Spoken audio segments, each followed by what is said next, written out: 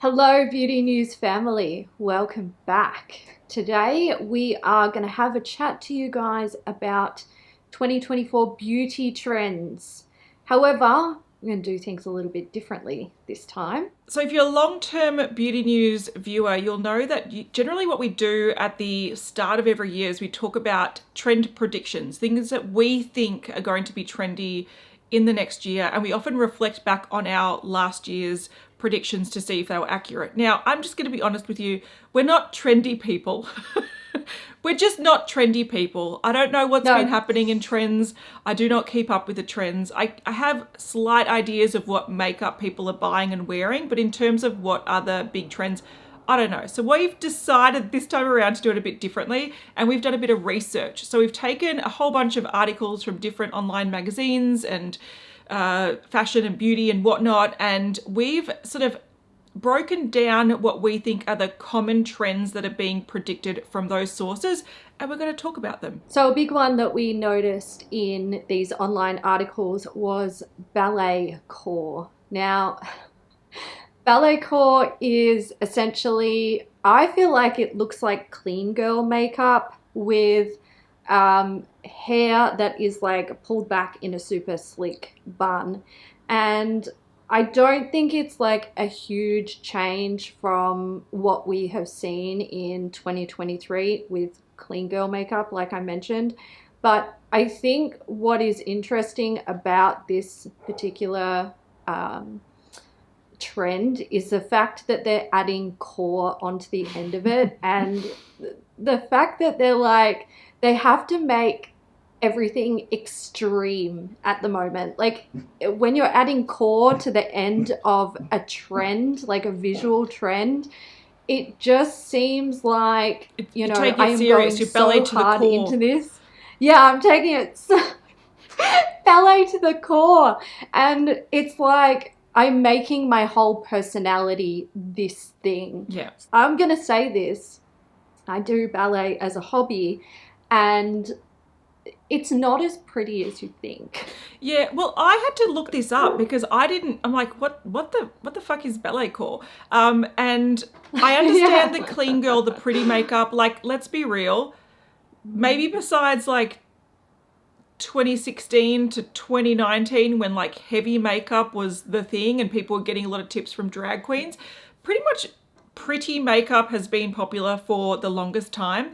But Balletcore came into fashion, so it became like a runway thing. I think it was sort of an extension of like the leisure wear, like just pretty leisure wear, and it became something that was a lot on runways, but it was a big trend of last year. So I feel like people are just taking what was big in fashion last year and saying, oh, it is now popular in beauty.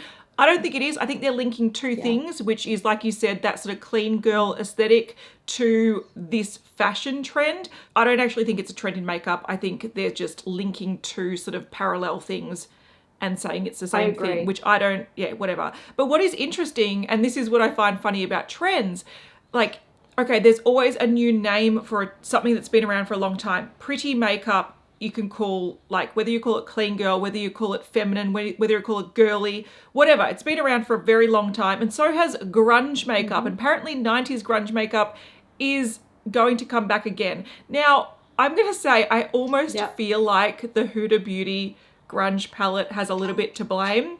I think grunge came back, especially with the grungy greens and the browns and all that kind of stuff. I think it came back a few years ago. And I think there are some brands that are holding on to it as being like, it's still popular, and it sort of tricked people into thinking that it's back again. I like grunge makeup, so I think, again, it's always going to be there. There's always going to be people that like the grungy aesthetic. But do I think it's going to be a prevailing trend? Not really. No. Not really. Yeah, I actually really agree with you on this one. I feel like 90s makeup, I feel like it kind of did make a comeback a couple of years ago, pretty strong, but I feel like brands are just sort of holding on to it and trying to continue to make it a thing.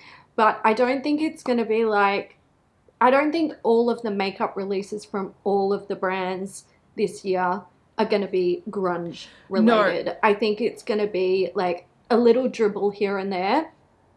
So if you're really into grunge makeup, then you might want to snap those releases up as they come. But I don't think this is going to be like as big as they're making it out to be. Yeah, and if anything, I feel like the Balletcore or the sort of clean girl sort of look is going to be more prominent, because one thing that we've seen come out of the pandemic is that people are just paring down their makeup. And what we've seen in the new generation of makeup users is they actually want a more natural look. They don't want to look like the people that are 10 years older and they're like, ugh, that's tacky. So like, I feel like that's going to be the main sort of trend. And then of course you're going to have offshoots of different styles, because the thing is with the internet especially, and the online beauty community, is that you can access whatever you want. If you're inspired by pastel unicorns, you can go down that path. You can do whatever you want. I did actually also see an like mentioned mermaid core is going to be a thing.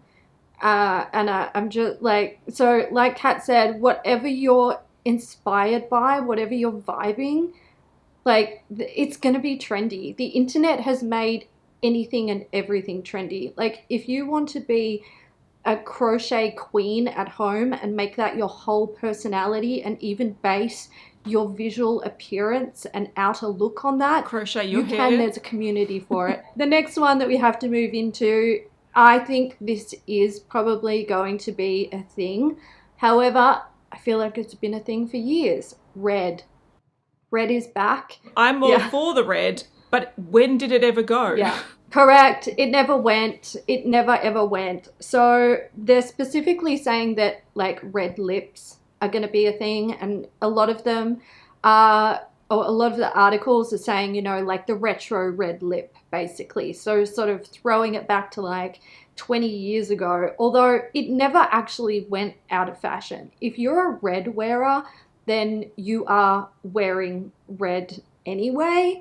But apparently they're saying that it's coming back. They're also saying that red eyeshadow is going to be a trend this year. Holy shit, do you know how much that excites me? However, I don't think a lot of people are actually going to pick up on the trend because it's notoriously difficult to wear. I think this is an interesting one. They're saying like, you know, red lips are going to be in 2024. I think they've always been in. I feel like that's saying mascara is going to be in 2024. Yeah, no shit. It's a staple of makeup, and it's not a staple for everyone, to be fair. Like, I'm a red lip wearer, so I will wear a red lip to the shops. That's just what I like to do. But pretty much every single lipstick release you've seen, except for Skim by Kim, whatever that brand is, pretty much every other brand will release nudes and reds. They're the standard lipstick colors. So it's almost like, obviously not everyone's going to wear it, but it's never gone out of style. There's tweaks on it. So like a glossy red or a matte red or a cherry red or an orange red or a vampy red. Like the style, like the type of red and how you wear it does change sort of, I would say season by season, but red lips, they have not gone anywhere. So the fact that it's a trend, sure, good. Let's just say wearing makeup is a trend in makeup. Brush your teeth, it's a trend.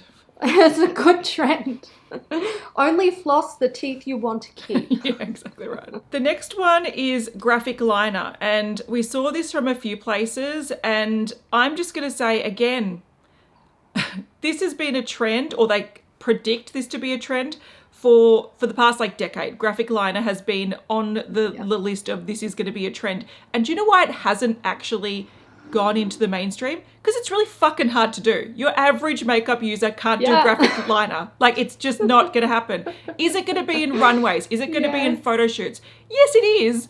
But it's not going to permeate as a new makeup trend like when highlighters came in or when contouring came in. It sort of blew people's minds like, oh, shit, I can do that? What? Graphic liner most people can't do. Give them a pencil and say, try to do a wing liner.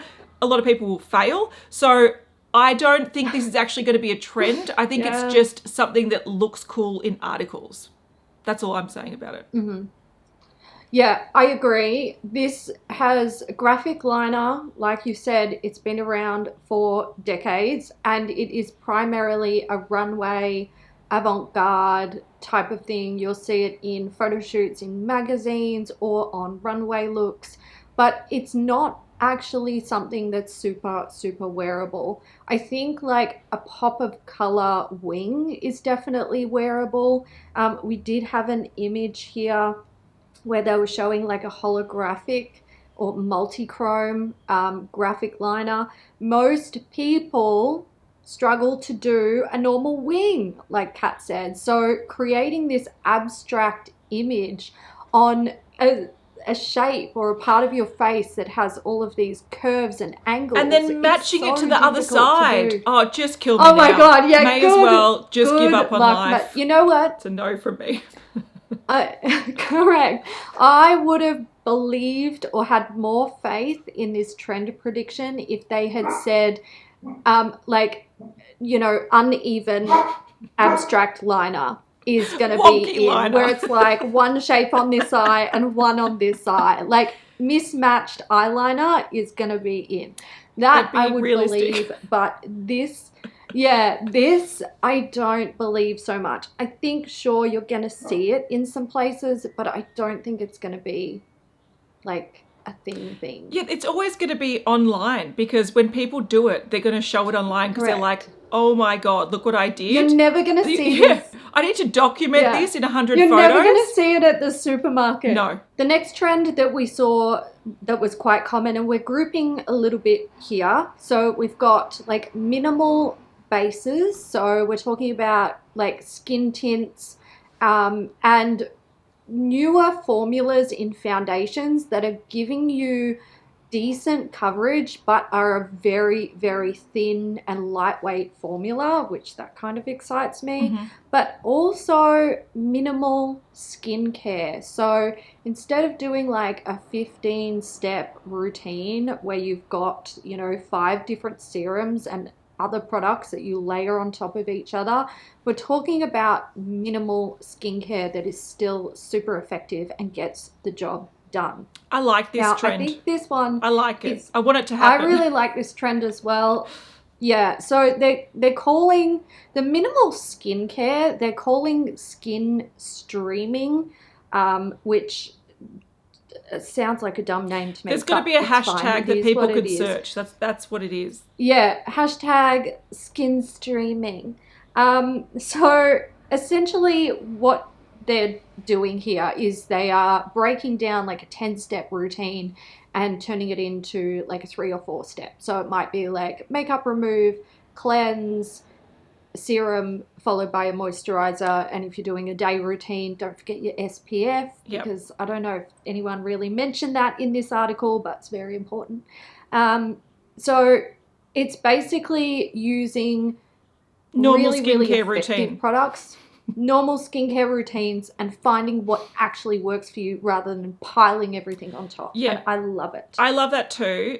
Like, I think this is just the ebbs and flows that you see with trends. So the last few years, especially, I think during lockdowns, people and like pandemic, people started focusing on skincare a lot, and they started looking to Korean trends for that layering, because they're notorious for sort of promoting that almost like 20-step skincare routine. Now, I've always found that to be overkill and a little bit ridiculous. Whatever works for you, great, but they like that really glass, like super layered serum, sprays, moisturizers, essences, all that kind of stuff. But what this is now doing is they're just labeling a normal skincare routine, and the trend is coming back to baseline of what is working and only use what works for you. And to me, that sounds like common sense. But for it to have any traction online, it's got to have a fancy term, and now it does, but it's just a normal skincare routine. There was in this category as well, talking about like a minimal base, there was chatter around foundations that have skincare benefits and, like I mentioned, are very like not high coverage, but they offer really good coverage in a super thin formula. And I think that's really exciting, especially I mean, I notice it as I've gotten older. If I'm wearing like the thick, heavy, cakey crap from 10 years ago that I used to love and used to be fine for me, now it just looks so terrible on the skin. And I think as you get older and your skin is not as smooth and as plump, you really need those like really good quality foundation formulas that pack a punch but are really thin. So that excites me. Like I'm ready. I'm ready to keep my eye out for anything. I do like that sort of approach, and I do like that trend. I sort of feel like this works in two ways. Like you said, as you get older and you get the fine lines, you need something that's a little bit more nourishing and whatnot. And then also when you're younger, you actually don't need as much coverage unless you've got skin problems like acne and whatnot. So it will fit a lot of sort of groups, which is where I think it'll actually end up catching on and being sort of a mainstream trend. The thing that sort of worries me about skincare infused makeup is like, is it actually going to be effective? Because otherwise I'm not spending the price. Like they always put a higher price tag on it because they tout it as being skincare and all this good stuff. But look, it doesn't work. I don't test these things, but I would say that the majority of the time they put a small amount in just so they can put on the packaging and the marketing. It is marketing BS. That's what I think And I too. feel like the majority, if you actually get skincare infused makeup that works, you're going to be spending lots of money. You're going to be looking at the Tom Ford and the sort of that sort of level. Whereas it's probably just easier to then go, and this is where it might swing back. It might just be easy to go, okay, well, a foundation should be a foundation and skincare should be skincare, because why spend triple the amount when you can just buy one of each and use it when you want to use it? So I think it is, it's more buzzwords and effect in my opinion, but prove me wrong, industry, prove me wrong. All right, the next trend is monochromatic makeup, and we saw this from a lot of different sources. Now, this is, when I think about this, okay, obviously we know what monochromatic is. It's like you choose one color and you put it sort of eyes, cheeks, lips, and that's not a new idea, but I think where this has come from is all the sort of latte makeup, the strawberry makeup, the whatever, all those sort of those terms that people are using to just, again, try to make their basic makeup looks go viral. I'm going to say that this will continue on in terms of, it's going to be milk tea makeup and strawberry milk makeup and carrot juice makeup. But is it actually going to be a trend that people really stick with? I'm going to say probably not, because unless you really love brown, like unless you really love brown, which you go your good thing if you really love brown.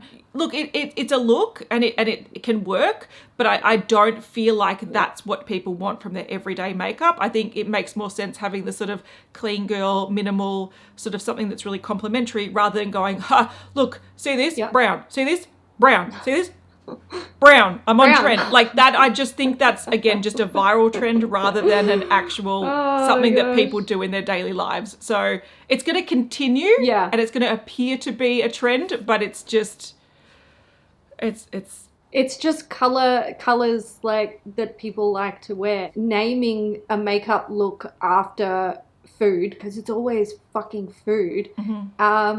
It's just what people want to wear. And like they're saying a walking golden hour is going to be in. That's bronze makeup from like 2019 that was really popular, and 2018 and 2020 and 2021. Like it's just, and the 70s. Some people, it was big in the 70s as their well. Coloring and the 70s, correct. Yeah, so there's going to be lots of like color trends that are kind of lame and annoying. Yeah. Another one that's sort of lame and annoying, which is, look, they're saying peach fuzz, and peach fuzz is the Pantone color of the year. Now, I'm going to say we have in the past incorrectly said that the Pantone color of the year was going to influence makeup. Now, sometimes there are Pantone collections that launch alongside the announcement of the Pantone color of the year. but generally it's more in homewares and fashion that I've noticed. It rarely makes a big dent in the makeup industry from my experience. We've spoken about purples and all these colors, like colors of the years, and they've just never eventuated to reflect what the makeup that people wear that year is. So it is popped up a few times, but I feel like that's a throwaway easy one to say, and I don't actually think peachy makeup is particularly going to be in this year just because it's a Pantone color. It can be monochromatic though. You can wear peach everywhere if you want. And it's golden hour-ish. It can be correct. I think did Sephora used to make a Pantone collection. Color of the Year palette? Yeah. So I feel like they have tried to make Pantone colors of the year a makeup thing, but that stopped a few years ago because I don't think it was doing particularly well. You'd often see those palettes on sale like a couple of months later because people just didn't buy them. Yeah. But for a lot of the Pantone colors of the year, they're kind of ugly. Just going to put it out there. I like Peach Fuzz. This is one where I could get behind it, but I don't need to buy new makeup for it because I've got peach makeup because it's been trendy for years. And can we get on to the next one, which I'm shocked that this is actually came up in multiple articles. Blue eyeshadow. This is everywhere. Have we not learnt from the 80s and the 2000s and recently with the Jeffree Star blue sort of trend that came back a few years ago? I know for me, like anytime I wear blue eyeshadow, if I'm filming, it looks great on camera, but in real life, it looks like my under eye bags are trying to mimic the fucking eyeshadow that I'm wearing on my eyes. Like it brings out those dark circles so intensely. It looks horrible. I can't, for me personally, I can't do it. The interesting thing about this trend is they're saying it's not just going to be eyeshadow, it's going to be in clothing as well. And I'm for that. I love blue. So where did blue ever go, I love blue, yeah. But you know what's funny? So I'm going to put an image up here just to give you an idea of the type of blue that I'm talking about. I went out for drinks the other day and I was at a pub and a group of people arrived at a large table and they came in like different waves, not all together. 3 of the women at the table were wearing this color blue. I couldn't believe it. I stared at them for way too long. I was like, why are they all matching? What's happening? It probably is a trend then. It made me think of this. Yeah. Yeah. I was like, holy shit. That blue is in. It's like a not baby blue. It's a little bit more blue than that, but apparently blue is going to be in. The next one though is actually sort of reminds me a little bit of this simply because they're saying Frosty Makeup is in. And I do agree with this. I think that we're seeing cooler toned eyeshadows. We're seeing shimmery eyeshadows, the sort of like one and done, really sparkly ones. Often they're sort of cooler toned. I think this one links a little bit to that in a sense that I find that lighter blue eyeshadows often look quite frosty on a lot of people. So this sort of goes hand in hand with that. And I do think Frosty sort of that sparkly, sort of, I guess less like light reflective. Yeah, reflective. Yeah. I feel like that has been popping up a lot. And when I think one of the articles that was talking about this actually mentioned the Urban Decay Space Cowboy eyeshadow, which has been trendy for the past couple of years. Even though it's been around for 13 or 14 years, it is sort of keeps picking up in popularity because when you do have your phone and you turn down the brightness, that twinkle on camera can look really awesome, and it just makes people really go like, it's like moths to a flame kind of thing. So I think this is true. I don't think this is going to be for everyone. I think Frosty Makeup can look hideous on a lot of people, but if you suit powder blue, you probably also suit Frosty Makeup. So it's your year to shine. Correct. Literally. I think what I like about this Frosty Makeup based on the images that we're sort of seeing to support the articles that are being written, it's that really sort of shiny, sort of glitzy eyeshadow, and I've liked that for years, so I'm here for that.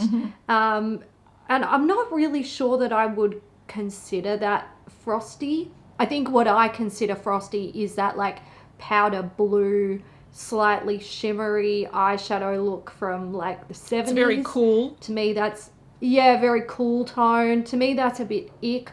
Whereas this Frosty that they're touting now is a bit, it just seems a bit more modern. Yeah. I mean, it's been around for a long time. If you're into this sort of finish, you've been doing it for a long time anyway, because the products have been available to us. I don't mind this, although if this actually does become a trend that we start seeing on social media, I am very keen to see how people interpret the word Frosty and what they create with it, because for me that will be the make or break as to whether I think this trend was cool or yuck. Okay, a big one, like huge, massive ombre lips. This is very, I feel like this ties in a little bit with the like grunge and 90s thing that we talked about earlier, because this is very that. Yes. Two-tone lips look like they're gonna be in. Yes. Look, I'm going to say this ombre lips, it is definitely linked to the 90s. So 90s was really popular with the sort of darker lip line and then the sort of matte or the gloss nude lip. And it was quite a strong line. It wasn't even blended that well. It was often quite a strong line. Think Pamela Anderson. Yeah. So it is a nod to that. And then I think probably about when we started Beauty News 6 or 7 or 8 years ago, the coloured ombre lip was in. So like the purple to the red. I didn't really like that so much. Or like, you know, a black to a purple or whatever it happened to be. Yeah. I think that was a bit ick. This one though, I think I like this trend and it makes sense. I feel like online a lot of deeper skinned people are using the darker lip liner as a way to use nude lip glosses and lipsticks and suit their skin tone. So this I think has come from there. And it looks good on them too. It looks awesome. Yeah. So I think that I get where this is coming from. I like it. I think it's definitely something you see in person and you see people do regularly. So I feel like this is going to be the resurgence of lip liners. And I think it's a great way to tweak a lip color. If you get a lip color, it's not quite your color or it's a little bit too light or whatever it happens to be, use a darker lip liner to help blend it in. So I think I actually think this is probably here to stay for a while, because it does work so well on certain skin tones. Look, that's technically the last one. We're going to talk about an article in a second, but one thing I want to mention is that one article, and this is where I feel like trends, okay, they're trying to predict what's coming, but they're also totally ignoring what is still happening and what's really popular. There was an article that said minimal blush is going to be in. No, blush is still a fucking thing. That's so funny. And no one said bold blush. No one. I did find an article that said bold blush. I'll see if I can find it and put the image in. I did see that someone said bold blush is going to be a thing. But like, I feel like that is one that has translated into the masses, and brands are bringing out a lot of different textures of blushes, a lot of cream blushes, a lot of liquid blushes, a lot of different colored blushes. Blush is a huge thing. And I probably understand that these articles have probably said blush the last 3 years in a row, which is why they don't want to do it again this year. But at the same time, it is probably the biggest trend in makeup at the moment in terms of style. Like a different specific style is a bold blush. So I'm just really interested. I find it really strange that they're saying like pop of color and graphic liner, but they totally ignored the trend that is going to continue like a juggernaut at least until next year. I think that's what I dislike about these sort of articles, and I guess trends in general. Like when I'm thinking about trends, I'm thinking about what's trendy in the general consumer world? Like, what is going to be popular? And when I think about that, I think it's not going to be like a particular look or anything like that. Like, you might, you know, it might be glass skin is in, or matte makeup is in, whatever. That comes and goes constantly. But for me, it's always going to be like the trending product of the year, or products, like what's going to be released that is massively popular. And when I look at articles like this, I'm just like, I feel like they're so out of touch. Like, who are they writing for? It's just like this is not real life for the average consumer. Let's talk about an article that we did actually quite like. We won't go through it in huge detail. We'll link it down below, but it was also by Harper's Bazaar. And this was about industry trends that are going to come up. And I thought some of these were quite smart. Some of them probably won't eventuate this year. I think it's going to be sort of where the industry is going in the future. But what's the first one, Hailey? The first one is artificial intelligence, and they're saying it will further redefine beauty. This one is definitely interesting, and I believe that it will play a part in the beauty industry forevermore. Like, now that it's here, that it's the cat's out of the bag. So they talk about how they're planning on using AI to basically match people up with skincare that's supposed to be more effective for people.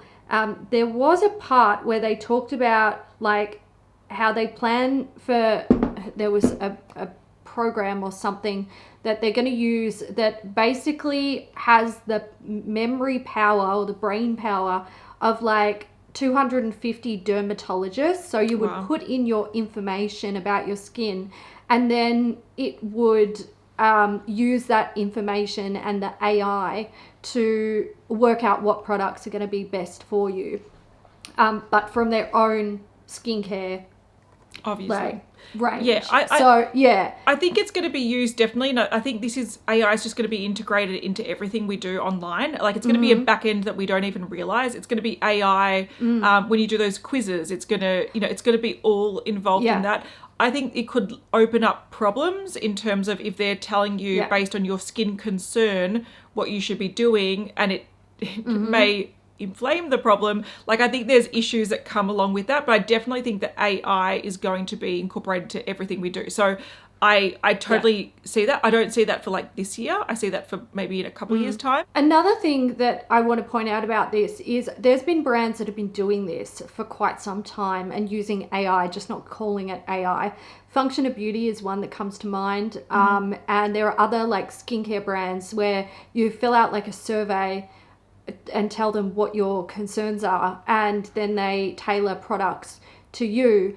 And they have notoriously actually not been that successful. And I think a big part of that is most people actually don't know what the issue is.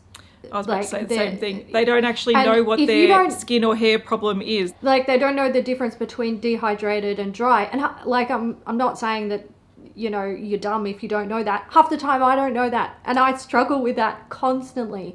So I think the thing is, like, yes, it sounds like it's going to be great for the consumer, but I don't see it actually being all that great. And I see a lot of brands coming out being like, AI powered beauty, yeah, we know exactly what you need, we're going to change your life. And then it's like, this product fucking sucks, and I hate this brand.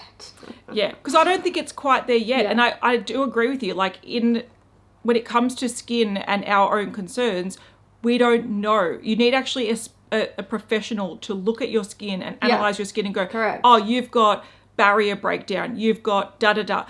We don't know that. And if we did, we'd actually be able to help ourselves a lot better. So I think this is where it's going to go. But I think, again, it's just going to be helping sell products rather than creating something of a service at the moment anyway. The next one, look, and again, we'll go through this really quickly, but viral hair, makeup and nail trends will keep inspiring. They're calling this like micro trends. And this is exactly what we're talking about with like the the latte makeup and whatnot. Like there's going to be something that trends for like a week and then disappear. Like, yes, we of course. And then Gen Alpha consumer will garner influence. This is just something that happens as the generations start growing up and Get buying older. stuff. Yeah. And we started seeing this with like people in Sephora buying Drunk Elephant, and they're going to start influencing what brands are doing and how they you'll find there's going to be so many skincare brands that have white bottles and like colored caps just to mimic the trend of the Drunk Elephant craze. Absolutely. So yeah, we're going to start seeing the newer generation have influence. Absolutely. They are also saying that body care is going to boom, and they're saying that we're going to start to see more body care brands that are actually like skincare focused. So not just cleanse, scrub and moisturize, but you know, things that are like serum infused for the body, or actual dedicated serums for the body. I don't know why this hasn't been done sooner. Like I would have expected a brand to get on this bandwagon like 10 years ago. And of course there are brands that make skincare for the body. But it's not a norm that people do those steps. It's not a norm. Yeah, unless you already love skincare and you're using your skincare on your body, like it's not really a big thing. This next one I quite liked. Emotional beauty will become better understood. Now, I don't know if it will become better understood, but this is what I think people miss when guys are like, oh, she's wearing makeup for this reason, or what? Like, why do they need to? People just feel better. Looks good. Yeah, people just feel better sometimes when they're wearing certain things, and I feel like that sort of emotional sort of connection, a lot of people misunderstand. But I don't know. Like, I think the people that get it, and the people that don't. Next up, we have potent plants that will update the clean beauty conversation. So this talks about, and I'm not going to read it all out. I suggest you go and have a read of it, but they're talking about like a growing interest in herbalism and botany that is going to basically change the playing field of clean beauty. I don't know if it will. I think it will, in terms of, like they mention here, high performing alternatives to synthetic ingredients such as retinol, and we do see we do see that plant-based alternatives to retinol. So I think this is definitely where clean beauty is going to get into. They already started doing that, but I don't agree with clean beauty. I don't think it's something that like it's going to continue because people believe that they should have clean makeup and skincare, but it is bullshit that's going to continue. And like whether this article supports it or not, I don't think they necessarily have a stance on it. I think it is definitely going to continue. Then there is progress in sustainability. I would love this to be true. There is going to be some brands that do this, other ones that don't, but it is a step that I would like to see. And what's the last one, Hailey? This one is a big duh. The last one is a big duh. Protective personal care will become a priority, and they're talking about sophisticated sun protection for the face, body, and I don't know why they say this. It's to help the body and mind adapt to harsh environments. It's such a big claim to make, and I like, how's it going to help your mind? But anyway, it's not. But wear your sunscreen. Sister. Wear sunscreen. So that is it for us, guys. We are going to leave links to that article that we just went over and all of the other ones down in the description box, so you can go and check them out if you want for yourself. Also, feel free to leave us a comment about what you heard in this video, and if you have any other trend predictions, there we go, let us know what they are in the comments. That goes back to a couple of years when we had a good laugh while we were trying to film a video. We do hope that you guys enjoyed this one. If you can subscribe, we would love it if you would do that, and give it a thumbs up, leave a comment. It's great for the algorithm. We would really appreciate it, and we will catch you guys in the next one. See you in the next one. Bye.